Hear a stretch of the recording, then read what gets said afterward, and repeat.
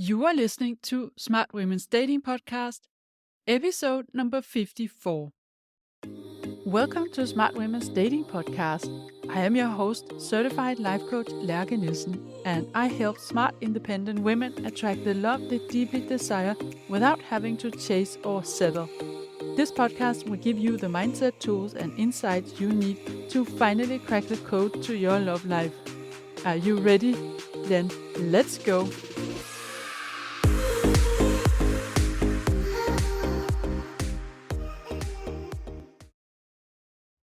Are you going home to your family for Christmas? And do you dread all the questions about you being single? Still single? How about it? Are you dating someone? Why not? Aren't you a bit too picky, maybe? Now, I don't know what your families are like. I only know that a lot of you worry about having to deal with questions and comments from them, and maybe being reminded that the rest of your family is happily married, or at least they're married and they seem happy. Maybe you are the only single person in your family. Then, what are some ways you can shift your thoughts about what other people think about you being single and stop caring about it and not let it mean anything bad about yourself? And what are some reasons to feel good about being single in the holidays? This is what I will talk about in today's episode. But before we dive into it, this is the last call for you to get the mini package. 3 sessions in 4 weeks. And we can do the coaching next year in January or February, but you have to sign up before the 24th of December. This is the perfect chance for you if you're curious about coaching and you want to try it, but you're not sure you're ready to commit yourself to a longer package. What you will do to get this package is to start by booking a free call, and the link is in the show notes and on my Instagram bio. And then we do a 20-minute call to check if it's a good fit and to decide what could be most relevant to work on in those 3 sessions. And then, if you want to move forward, we schedule your first session and you're ready to get started. So, if this is something you want, then book a call. And if you can't find a time that fits you, then send me a DM on Instagram. I don't have many spots left for this call and also not for the package, as it's a highly customized package. So, I have to set a limit to how many clients I can take in on this offer. But you still have a chance to get it if you book before the 24th. So let's get into it. Other people's thoughts and opinions. We spend so much time worrying about what other people think of us. And this is valid whether we talk about what your family thinks about you being single, or what your previous colleagues think about you having started your own business, for instance, or what your high school friends think about what you do today, and so on. And sometimes we make up stories about other people's thoughts that we have no reason to believe. Unfortunately, our brain has a tendency to create negative stories about how other people would judge us or find us embarrassing or not good enough or cool enough or not as far in our life agenda as them and therefore a little bit inferior. And some of this is of course not true. But some of it is. And I'm not going to tell you that nobody ever judges you and nobody ever thinks you made the wrong choices in life. I'd rather tell you that, for sure, some people will judge you. Some people disagree with you. Some people have other values than you. And some people see themselves as superior to you. And who cares? Because some other people are in fact in your corner and they love you for being you. They don't think there's anything wrong with you or that you should do things differently. We cannot control what other people think. We cannot change it, so why even bother? Of course, you cannot just not care at all. The only people who don't care at all what other people think of them are sociopaths. But you can decide to not let what other people might think of you matter so much. And when it's coming from people who are important to you, like family usually is, they most likely love you for being you, and they also have an idea of what your life should look like by now. Like if you're single, you should be dating. If you're single and dating, you should find someone soon for a committed relationship. You should be in a relationship. And if you're actually happy dating casually because you just went through a breakup and you're not ready for anything serious, you definitely should not be open about that, because that is not the path your family sees for you. And if you're already in a relationship, then you should be planning to move in together. And if you're already in a relationship and you do live together, then you should be getting married soon. And if you're already in a relationship and you live together and you are married as well, then you should be looking to have a child. And if you have one child with the man that you're married to and you live with, then you should be looking to have a second child or a third. So it might feel like you can do nothing right. And especially if you're single and they start asking you questions about that, such as, are you seeing someone at the moment? Are you dating? Why not? If you're dating, why haven't you met someone yet? Aren't you a little bit too picky? Remember, you are not perfect either. Now all this can feel very annoying. Here you're just wanting to spend a nice and peaceful time with your family, and then they start hinting about your lifestyle and how it's not good enough, and you must be doing something wrong. And you don't ask them, hey, is your marriage really thriving? Are you sure you made the right choice? Remember, you can get a divorce, right? Of course you don't do that. You're a decent human being. And also, there's a voice inside you saying that they are right. There's something wrong with you. You are behind in your life agenda. They are living the right life and you have the wrong.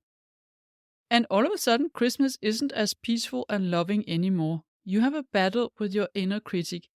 And she is the worst. She's far worse than any family members. So how do you get yourself out of this battle so you can enjoy Christmas? Now, I want to offer you to dismantle this mind drama by approaching it from two different angles. One is to understand why your family asks you these questions and why they seem to express that you're not doing it right. And the other is to make peace with where you are and understand that nothing has gone wrong. You are exactly where you're supposed to be. So let's get curious and look at why your family seem to bother you with these comments and questions about you being single. And I want to offer to you that even if it can feel like a blame, it is most likely coming from love. They think they know what the good life is, and they want you to have the same. They worry that you are not happy because they would not be happy if they were single. And also, they have chosen a certain path in life and they cannot imagine anything else than you doing the same. They want you to see that path and step onto it, also because this would validate their own life choices. So they want you to be happy and they believe it requires you to do the same as them. And if they found love in a young age, they feel certain that you must be doing it wrong. They want you to see that so you can shift and start doing it right so you can be happy as soon as possible so that they can be happy. And here lies one of the keys. They want you to be happy so that they can be happy. So you want to give them back their thoughts about this instead of adopting them to yourself. Answer in a polite way. Acknowledge that they are concerned and then reassure them that everything is good and then move on to another subject. You could say something like, I really appreciate your concern. I know that you want the best for me, but I'd rather not discuss this now. Or, I don't want to talk about it right now. I don't want to talk about dating right now. And you can even say, I'll be sure to let you know once the lucky guy have found me. Or, don't worry, you will know when it happens. And the more you can be relaxed and smile and be confident in redirecting the conversation to something else, the better it is. Then they see with their own eyes that you are not miserable and that you actually seem to be okay, even if you don't have a partner. It is 100% your right to set a boundary here. You don't have to discuss your dating life with your family, and you can politely decline that. Keep coming back to the starting point. They want the best for you. And mention that the best for you right now is to just spend time with them and not discuss dating. So the second approach is about calming the inner critic that keeps beating you up for being single and who gets really activated when your family brings it up. This is where you start doubting yourself. Am I being too picky? What am I doing wrong? I should have a partner by now. And here you want to just trust that things will happen when the time is right. If you keep putting yourself out there, showing up in a positive mindset, open to possibilities, feeling good about yourself, then the right man will find you sooner or later. And nothing has gone wrong because you're single now, whether it's a still single or single again scenario. There's something to learn about all our relationships, even the short interactions or situationships. And instead of thinking of all this as something that didn't work out, see them as steps on a journey. Steps that taught you something that got you to the next level.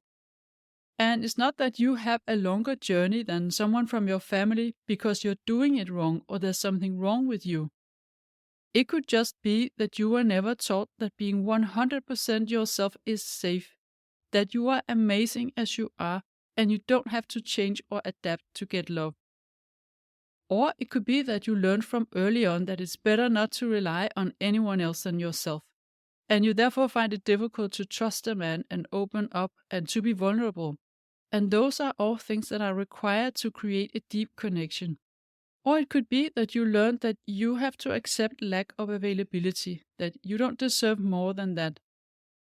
And you have to unlearn all this. This is not your fault, and it's not a sign that you're broken. It's just a sign that you're human.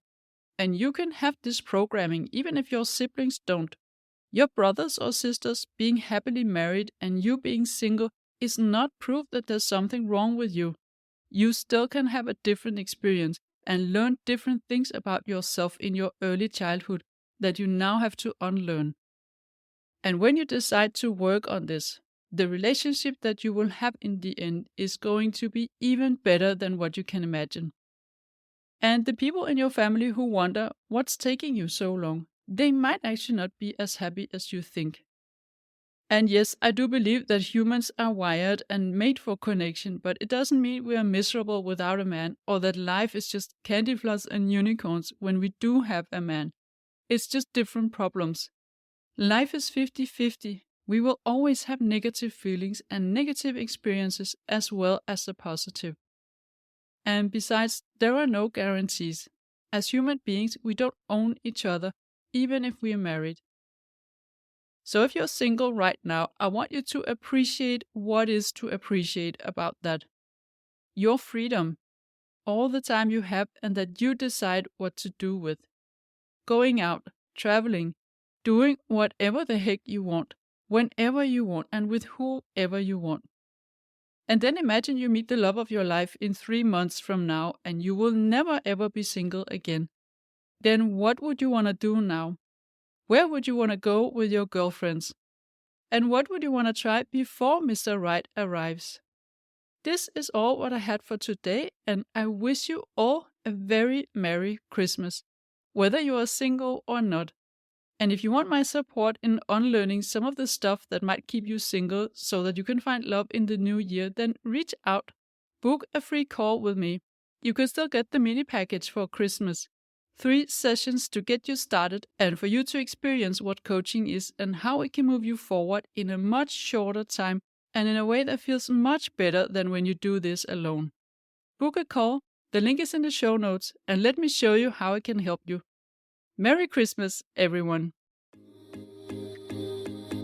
If you like what you're hearing on this podcast and you want to get support from a coach on your love journey, I invite you to book a free consult call with me. You will find the link in the show notes. And also, don't forget to subscribe, and I would love it if you would rate and review this podcast, and then you'll also help other women find it.